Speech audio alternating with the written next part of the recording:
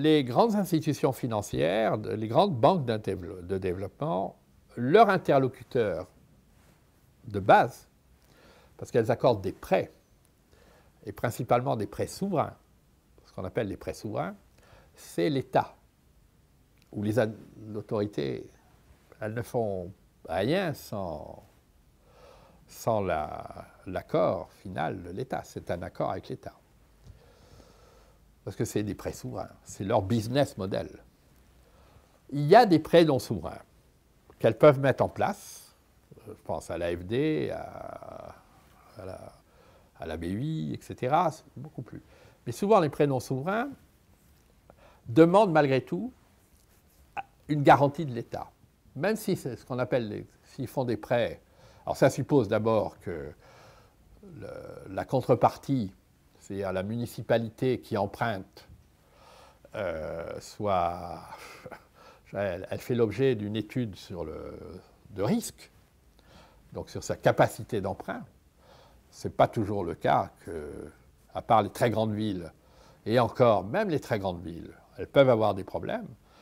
L'AFD a eu des très gros problèmes avec le Gritaman, qui a été solutionné, mais pendant plusieurs années, on ne pouvait plus prêter au Gritaman. Le Grand Amman, c'était énorme, c'est 50% de la population de la Jordanie.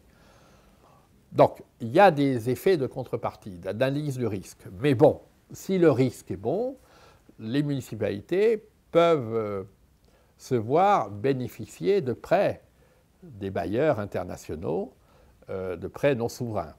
Mais les bailleurs demandent toujours une garantie en dernier ressort de l'État. C'est-à-dire que le prêt ne peut s'inscrire que si ça correspond, c'est-à-dire que l'État est prêt à assurer une garantie auprès du bailleur. Donc en fait, on n'a pas tellement changé de business model. Les prêts non souverains peuvent permettre à des villes tout de même d'accéder au financement. Il y a peu de villes qui peuvent le faire, en tout cas sur le sud de la Méditerranée. C'est compliqué, c'est possible, mais de toute façon, il faut la garantie de l'État. C'est le business model des bailleurs actuels.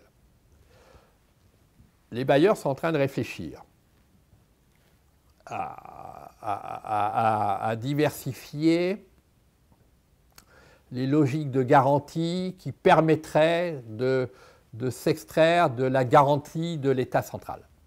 Ils sont en train de réfléchir à ça. Donc là, il y aura peut-être ou à trouver des instruments financiers alternatifs, par exemple comme ce qu'on appelle les green bonds, ou des obligations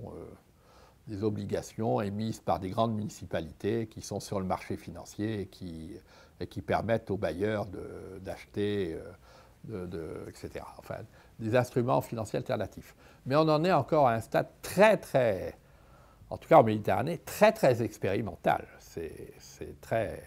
Et puis ça concernera que très peu de municipalités. Ça concernera peut-être le Grand Amman, Casablanca, Rabat, Tunis, et encore. Mais c'est pas Sfax qui va faire des... C'est pas Agadir qui va se lancer dans des... Parce que c'est de l'ingénierie financière très complexe. Donc là, donc c'est un vrai problème. C'est une vraie question. Au-delà des problématiques d'innovation financière qui pourraient être une voie, et qui est très expérimentale, et qui peut concerner que des très grandes villes, il y a une autre voie qui me semble être complémentaire et très intéressante, c'est la voie, je dirais, d'un travail de financer, comme le fait l'Union européenne, mais à un niveau relativement modeste, des vrais programmes de coopération décentralisée entre les villes. Et ça, là, les réseaux de villes deviennent stratégiques. Ça tombe. Les réseaux de villes deviennent un outil stratégique. C'est comment bâtir, au-delà des systèmes d'appel d'offres, etc., une logique de coopération entre un certain nombre de grands bailleurs pour mener des programmes de coopération décentralisés qui associent plusieurs villes. Et ça, ça suppose un vrai travail de réflexion. Ça peut porter aussi sur des questions de capacity building, parce que ça, c'est fondamental. Il faut réellement travailler sur le renforcement des capacités des équipes municipales, si on veut, etc. Ça, c'est des choses. On ne peut pas dissocier le hard du soft, l'investissement, la stratégie, du capacity building. Ça, c'est des choses. Il faut commencer à travailler sur des logiques de ce type de manière beaucoup plus volontariste et stratégique. C'est ce que dit d'ailleurs, et j'en terminerai là, c'est ce que dit d'ailleurs, il y a eu la ministérielle sur l'agenda urbain méditerranéen fin avril 2017 au Caire.